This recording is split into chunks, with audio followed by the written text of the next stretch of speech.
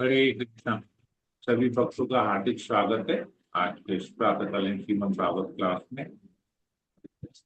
तो हमने पिछली बार पढ़ा कि किस प्रकार राजा वेन इतना समझाने के बावजूद भी मानता नहीं है और कहते हैं मैं ही भगवान हूं, मेरी पूजा करो। तो इस प्रकार ऋषि ऋषिगण जो है वहां पर बहुत नाराज हो जाते हैं और हाहाकार करते हैं कि अभी राजा वेन को मारो। ये इसका जो मेंटालिटी है वो सही नहीं है और अगर इसकी मेंटालिटी के हिसाब से चलेंगे, ये अगर राजा बना रहेगा तो पूरे संसार को ये भस्म कर देगा। यहां तक हमने पढ़ा था। आज हम लोग इसमें और आगे पढ़ेंगे। मंगलाचरण कर लेते हैं। ओम ज्ञानतिमिरान्धस्य ज्ञानांजनशलाकया चक्षुरुन्मीलितं येन तस्मै श्री गुरुवे नमः।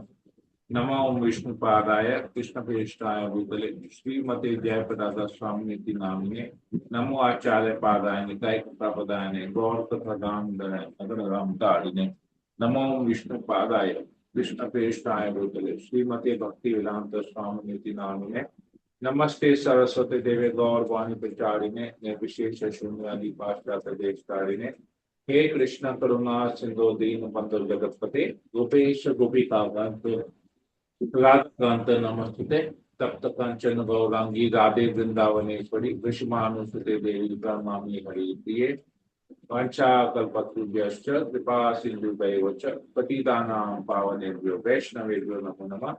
जय श्री कृष्ण चैतन्य प्रभु नित्यानंद श्री अद्वैत गदाधर शिवसदि गौर भक्तवृंद।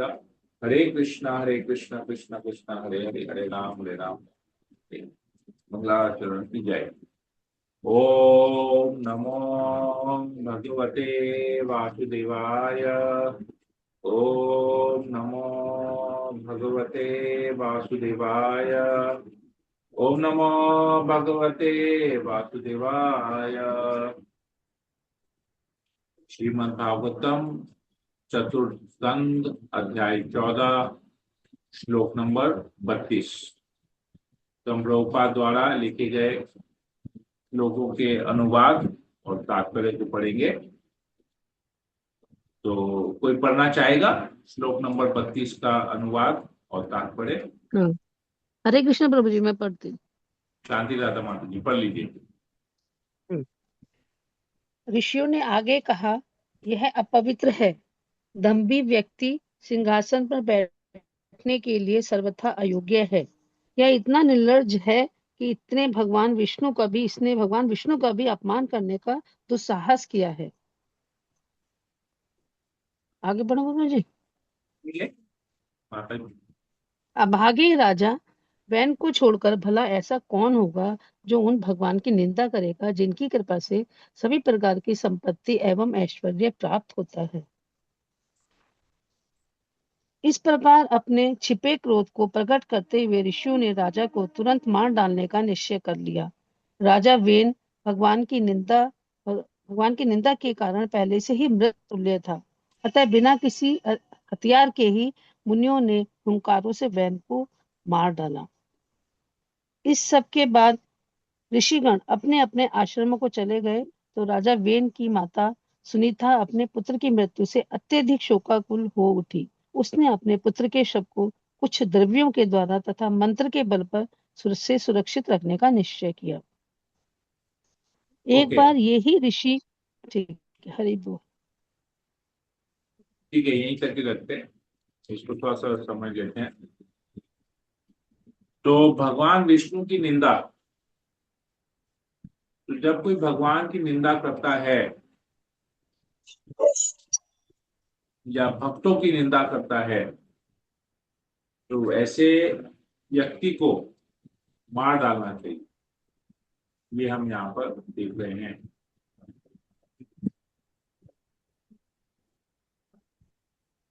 प्रभुपाद जी तात्पर्य में लिखते हैं एक जगह कि किसी को भगवान विष्णु अथवा उनके भक्तों के प्रति अपमान या निंदा को कभी सहन नहीं करना चाहिए। सवा सात माता जी, आप अपने आप को म्यूट करेंगे? आपके वहां जो बात हो रहा है उनको यहाँ सुनाई दे रहा है, डिस्टर्ब हो रहा है।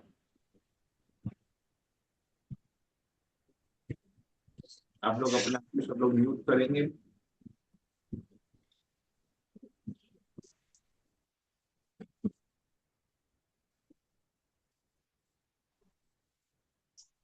तो प्रभुपाद लिखते हैं, भक्त सामान्यतः भद्र एवं विनम्र होता है और किसी से झगड़ा करने से कतराता है। न ही वह किसी से ईर्ष्या करता है, किंतु शुद्ध भक्त जब यह देखता है कि भगवान विष्णु या उनके भक्तों का अपमान हो रहा है तो वह आग बबूला हो जाता है। यह भक्त का कर्तव्य है। यद्यपि भक्त विनम्रता एवं भद्रता बनाए रखता है, किंतु यह सबसे बड़ा दोष है यदि भगवान या उनके भक्त के अपमान होने पर वह शांत रहता है।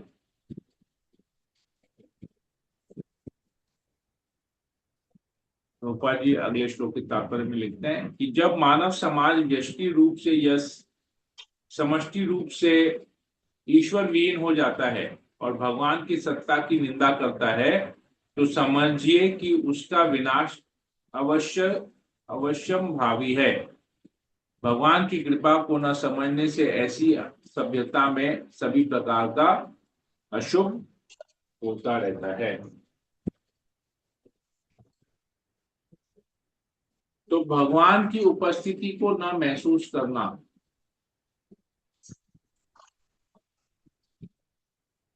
भगवान की कृपा को न समझना, ये वर्तमान काल में मनुष्य का सबसे बड़ा दोष है। भले ही कोई व्यक्ति भगवान की निंदा न करता हो, किंतु अगर वो भगवान की कृपा को नहीं समझ पाता है, भगवान का कृतज्ञ नहीं होता है,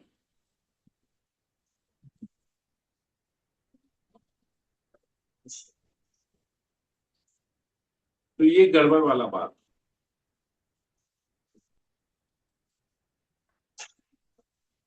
तो बहुत लोग अपने क्षमता अनुसार या अपनी सोच अनुसार, कहा जाए सोच अनुसार, क्षमता नहीं कहेंगे, क्षमता तो बहुत है, किंतु अपनी सोच अनुसार भगवान की पूजा भक्ति इत्यादि करते हैं।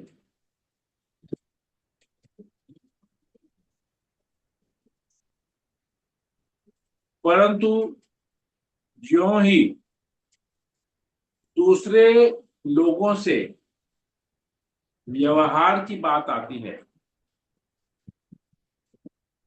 तो वहां पर उनका स्वभाव पता चलता है।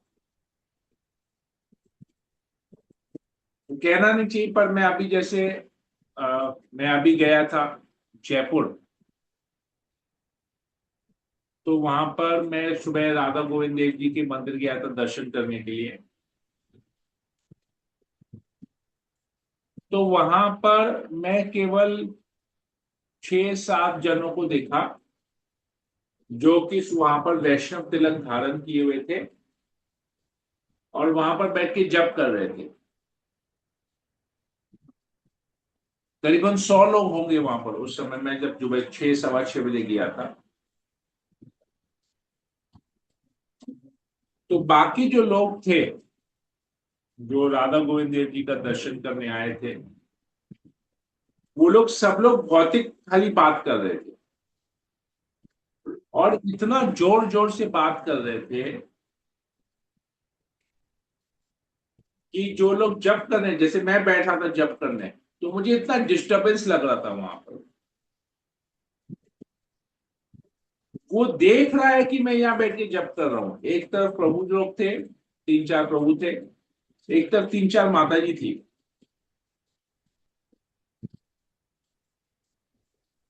जोर जोर से चिल्ला चिल्ला के बात कर रहे थे, जैसे लग रहा था कि वो लोग ही सब कुछ है वहां पे और कोई है ही नहीं, वो लोग ही वहां पर है।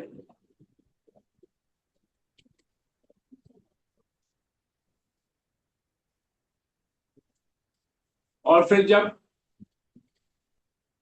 बाद में जब आरती के लिए जब दर्शन खुला, पट खुला, तो वो लोग ही भगवान की आरती गा रहे थे। तो वो लोग जब भगवान की आरती गा रहे थे, आरती खत्म हो जाने के बाद वापस से उनका भौतिक बात सब चालू हो गया, जोर जोर से चिल्ला चिल्ला के बात कर रहे थे। मैं जब परिक्रमा करता, तो मैंने उनको देखा। तो कहने का अर्थ मेरा ये यहाँ पर ये है, यहाँ पर जो हम लोग पढ़ रहे हैं, यहाँ पर नास्तिक लोगों के बारे में पढ़ रहे हैं, जो भगवान विष्णु की निंदा करते हैं, भक्तों की निंदा करते हैं। तो अगर कोई ऐसा करता है तो पूरे समाज में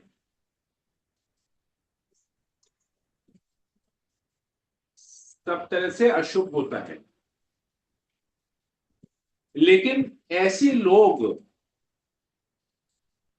लोग भी हैं जो वहां पर दर्शन करने आए, ठाकुर जी का मतलब भगवान की निंदा नहीं करते हैं, लेकिन वहां पर बैठे भक्तों के बारे में भी नहीं सोचते, केवल अपने बारे में सोचते हैं। तो अपना और भगवान के बारे में खाली सोचता हूँ, किसी के बारे में नहीं सोचते। तो ऐसे लोग भी समाज के लिए ना बहुत गड़बड़ करने वाले हैं, क्योंकि ऐसे लोग अपने आप को भक्त मानते हैं और दूसरों को भक्त नहीं मानते। तो जब आप अपने आप को भक्त मानेंगे और अपने आप को और भगवान के बीच में खाली रिलेशन रखेंगे और दूसरे के बारे में नहीं सोचेंगे, तो दूसरे के ऊपर आप कृपा कैसे करेंगे? जो कृपा आपको मिली है भगवान से, या जो कृपा मुझे मिली है, अगर आज मान लीजिए मैं प्रतिदिन, ठीक है मैं जप कर रहा हूं, मैं भगवान की सेवा पूजा कर रहा हूं, लेकिन अगर मैं दूसरों के बारे में नहीं सोचूंगा, दूसरे लोगों के बारे में, दूसरे भक्तों के बारे में, दूसरों की सुविधा के बारे में नहीं सोचूंगा,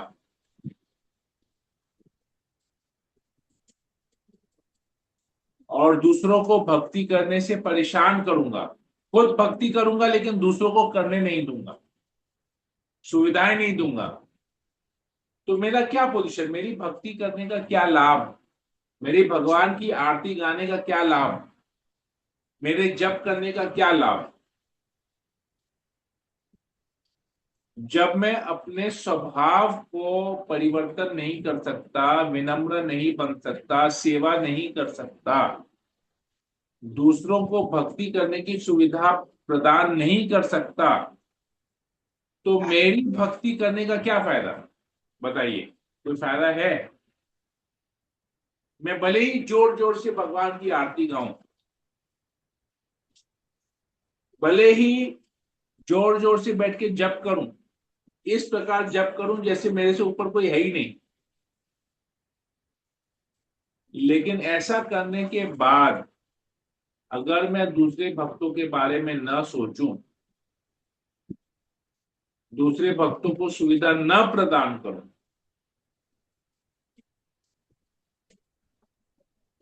तो मेरी भक्ति करने का क्या फायदा? बताइए, कोई फायदा है?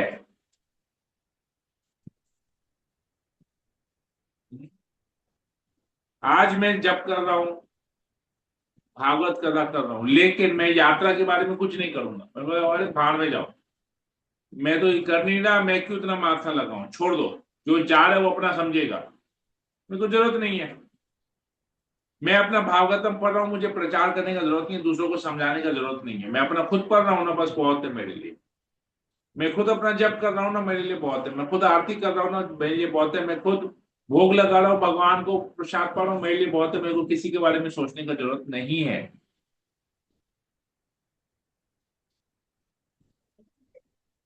तो मेरा भक्ति करने का, मेरा भागवत पढ़ने का, मेरा जप करने का क्या फायदा, केवल अगर मैं अपने बारे में, अपने स्वार्थ के बारे में, अपने बारे में ही केवल सोचूं? अगर प्रभुपाद जी केवल अपने बारे में सोचते कि मैं अभी 60 साल का हो गया हूं, कहां मैं जाके पाश्चात्य देश में प्रचार करूंगा, मेरा तो रिटायरमेंट का टाइम है, मैं तो वृंदावन धाम में ही बैठ के सारा जीवन, बचा कुचा जीवन, जो भी मेरा 5, 10, 15, 20 साल जो भी मैं जीवित रहूंगा, जितना भी मेरा ये शरीर साथ देगा, मैं यहीं पर ही बैठ के जप करूंगा, भगवान का, कृष्ण का ध्यान करूंगा, विग्रह है, मैं विग्रह की सेवा करूंगा, मुझे कुछ करने की जरूरत नहीं है। तो प्रभुपाद जी अगर ऐसा सोचते तो क्या आज इस्कॉन होता, क्या आज हम भक्ति कर पाते, क्या हमको ये गीता और भागवत का ज्ञान मिलता? नहीं मिलता। अगर हमारे पूजनीय गुरु महाराज, जो इनको शरीर का इतना तकलीफ है, जो इतने समय से 2008 से लेके अपने शरीर का जो है इतना दुख सहन कर रहे हैं, जो शरीर की जो तकलीफ है, शरीर की जो पीड़ाएं हैं, उसके बावजूद भी वो प्रचार की जा रहे हैं, तो उनको क्या जरूरत है? वो अगर ऐसा सोचे यार मेरा शरीर बेकार हो गया है, मैं कहीं जा नहीं पा रहा, कुछ नहीं कर पा रहा, छोड़ दो, मैं प्रचार करना बंद कर देता हूँ, एक ही जगह बैठे रहता हूँ, मायापुर धाम में ही तो बैठा हूँ, डेली नीचे उतरूंगा, राधा माधव का दर्शन करूंगा, भगवान नरसिंह देव प्रहलाद महाराज का दर्शन करूंगा, पंचतत्व का दर्शन करूंगा, वापस ऊपर अपने रूम में जाके बैठ जाऊंगा, कुछ करने का जरूरत नहीं है मुझे। मुझे दीक्षा देने का भी जरूरत नहीं, मैं तो धाम में बैठा हूं ना। तो अगर गुरु महाराज ऐसा सोचेंगे तो हम लोगों का उद्धार कैसे होगा? पर गुरु महाराज ऐसा सोचते नहीं है, गुरु महाराज सबके बारे में सोचते हैं। इस अवस्था में भी गुरु महाराज प्रतिदिन सभी अपने शिष्यों के लिए प्रार्थना करते हैं भगवान से, ये हमारा भक्ति उन्नति हो। हम लोगों से गुरु महाराज कहते हैं कि आप लोग प्रार्थना करो, गुरु महाराज के सेवक कहते हैं कि आप लोग गुरु महाराज के लिए प्रार्थना कीजिए, जप कीजिए कि गुरु महाराज स्वस्थ रहे, हमारे साथ रहे, हमारे बीच में रहे, हमको कृपा करते रहे, भगवान की कृपा हमको देते रहे।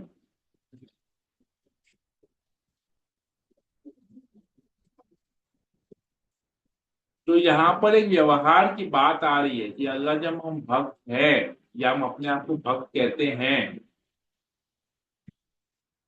और हम भक्ति में कार्य कर रहे हैं, साधक साधना भक्ति कर रहे हैं, तो ये सब भक्ति करने का क्या फायदा जब हम दूसरों को प्रचार नहीं कर पाए? ये जो ज्ञान हमको मिल रहा है वो ज्ञान हम दूसरों को नहीं दे पाए, तो फिर हम में और राजा वेन में ज्यादा डिफरेंस नहीं है। राजा वेन क्या कह रहा है कि मैं भगवान हूं, विष्णु कुछ नहीं है, मैं ही सब कुछ हूं, और किसी का कोई वैल्यू नहीं है। राजा वेन यही कह रहा है, भगवान वैल्यू नहीं है, मेरा ही वैल्यू है, मैं ही सब कुछ हूं, तो सब लोग मेरे पास आओ, मेरी पूजा करो। हम क्या कहेंगे, भगवान है और मैं हूं और कोई नहीं है, तो मेरे को किसी के बारे में सोचना नहीं है, कुछ करना नहीं है, सब लोग जाए बाहर, मेरे को कुछ नहीं करना है, अपने बारे में खाली सोचना है। तो ज्यादा डिफरेंस नहीं है। राजा वेन क्या कर रहा है, विष्णु की निंदा कर रहा है, विष्णु के भक्तों की निंदा कर रहा है, अपने बारे में सोच रहा है। हम लोग क्या कर रहे हैं, भगवान की निंदा नहीं कर रहे हैं, लेकिन भगवान के बारे में और केवल अपने बारे में सोच रहे हैं, भक्तों के बारे में नहीं सोच रहे। जन समाज तो छोड़ दीजिए, भक्तों के बारे में भी नहीं सोचते। तो क्या डिफरेंस हुआ? सिमिलर कैटेगरी में आप, वो ईश्वर विहीन समाज बना रहा है, हम अपने और ईश्वर को छोड़ के किसी को नहीं मान रहे हैं, किसी के बारे में सोच नहीं रहे हैं। तो जैसे क्या होगा, तो जिस प्रकार राजा वेन की ऋषियों मुनियों ने मिलके हुंकारों से ही उसको मार डाला, वैसे ही हमारा भी वही पोजीशन होगा, हम अपने आप में ही खत्म हो जाएंगे, क्योंकि हम भक्तों का संग नहीं कर रहे, प्रचार नहीं कर रहे, तो हमारा भी यही हालत होने वाला है। हमको लगेगा हम बड़े चढ़े भक्त बन गए हैं, भगवान की सेवा कर रहे हैं, स्वयं भक्ति कर रहे हैं, लेकिन जब तक हम दूसरों के बारे में नहीं सोचेंगे, दूसरे के ऊपर कृपा नहीं करेंगे, तब तक हम जो भी साधना कर रहे हैं उसका कोई लाभ नहीं होगा। तो यही चीज हम यहाँ पर समझ रहे हैं। हरे कृष्णा। यहीं पर ही रखते हैं। तो किसी को कोई प्रश्न हो पूछ सकते हैं, कुछ बोलना हो बोल सकते हैं।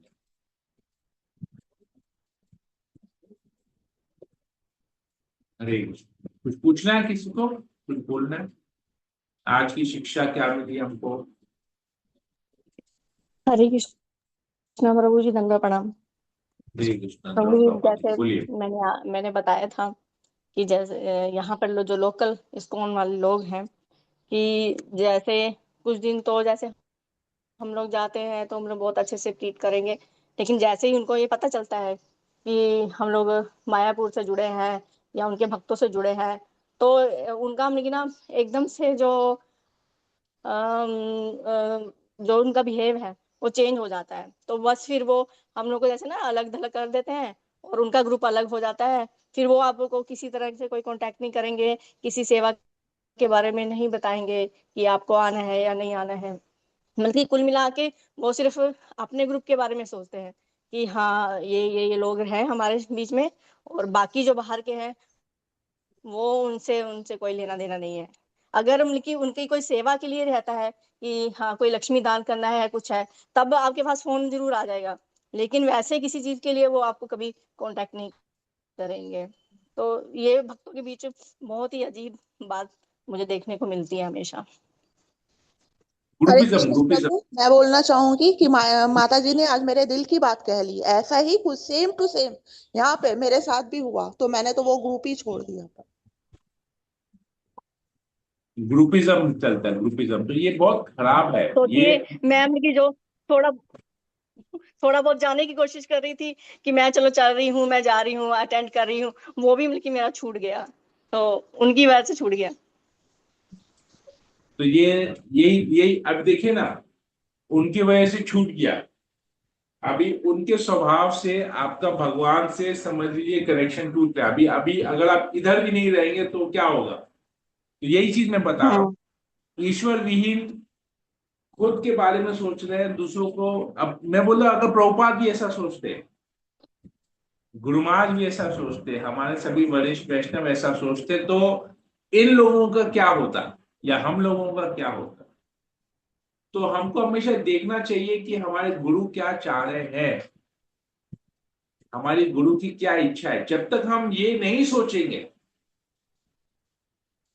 तब तक हमको पता नहीं चलेगा, हमारा जो स्वभाव है वो चेंज नहीं होगा।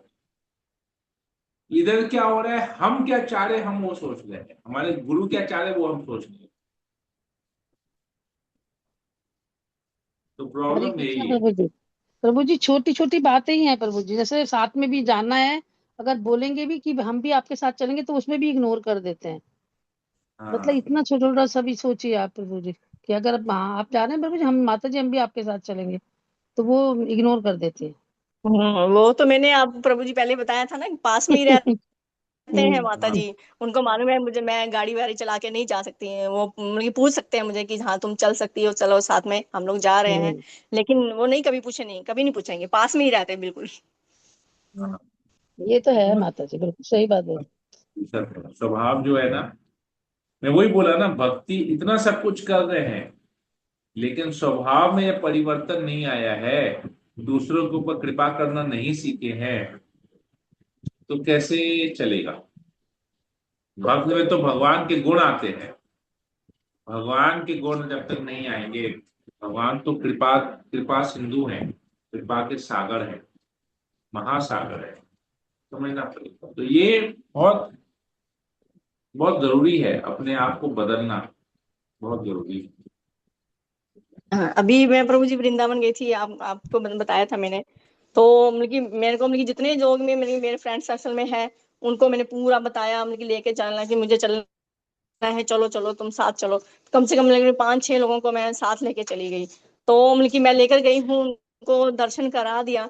तो मतलब कि मेरे को इतनी खुशी हुई कि नहीं चलो मेरी वजह से उनका पहली बार सब लोग वृंदावन गए थे, तो मुझे इतनी खुशी हुई। तो मुझे मतलब लगता है कि भक्तों में ये चीजें होनी चाहिए। हम्म, हरे कृष्णा Right. प्रभु, दंडवत प्रणाम। नहीं। और किसी को कुछ पूछना, कुछ बोलना है? हरे कृष्णा प्रभु, सादर प्रणाम। जब Yes. कोई भक्त ऐसा मिसबिहेव करते ही है, सॉरी बोल, तो उसको, उसके लिए हमारे मन में, मेरे मन में, मैं अपने लिए बता रही हूँ, ये आता है कि ये तो डुप्लीकेट भक्त है। ये कितना सही है प्रभु? डुप्लीकेट भक्त नहीं है, भक्त है, लेकिन उसको हमको प्रणाम तो करना चाहिए क्योंकि वो वैष्णव है, तिलक लगाया है, कंठीधारी है। परंतु ऐसे लोगों से हमको शिक्षा नहीं लेनी चाहिए, प्रणाम करना चाहिए,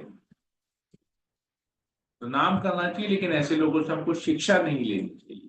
सम्मान देना चाहिए, हाँ वो भगवान की भक्ति कर रहे हैं,